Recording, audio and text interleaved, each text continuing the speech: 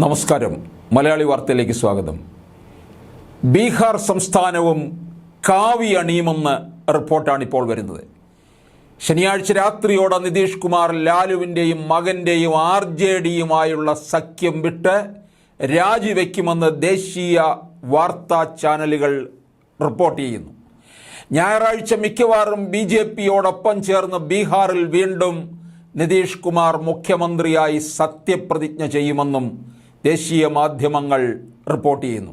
BJPയിൽ നിതീഷ് കുമാറുമായി ഏറെക്കാലമായി ഗാഢ സൗഹൃദം പുലർത്തുന്ന സുശീൽ കുമാർ മോദി നിതീഷിനെ വീണ്ടും BJPയുമായുള്ള സഖ്യത്തിന് കഴിഞ്ഞ കുറേ കാലമായി ക്ഷണിച്ചുകൊണ്ടിരിക്കുകയാണ്.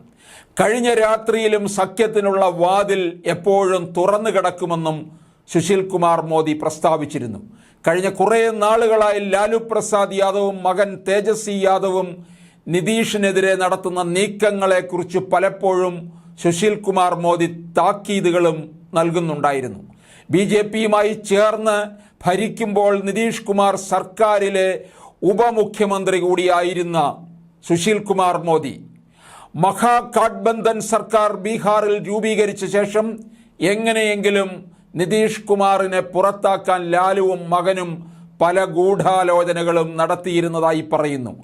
എങ്ങനെയെങ്കിലും നിതീഷ് കുമാറിനെ പുറത്താക്കി സ്വന്തം മകൻ തേജസ്വി യാദവിനെ മുഖ്യമന്ത്രി കസേരയിൽ ഇരുത്താനുള്ള കണക്ക് കൂട്ടലുകളിലായിരുന്നു ലാലു.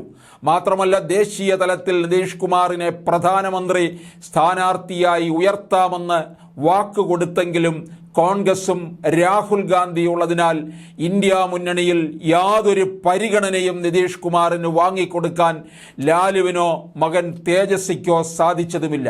ഇതിലെല്ലാം ക്ഷുഭിതനായിരുന്നു നിതീഷ് കുമാർ. അല്പം മുൻപ് BJP നേതാവ് ഷാനവാസ് ഹുസൈൻ ഡൽഹിയിൽ നിന്നും ബീഹാറിലേക്ക് മോദിയുടെ നിർദ്ദേശപ്രകാരം അടിയന്തരമായി യാത്ര തിരിച്ചിട്ടുണ്ട്. ഉന്നതതല ചർച്ചകൾക്കാണ് അടിയന്തരമായി ഷാനവാസ് ഹുസൈൻ പോകുന്നത്.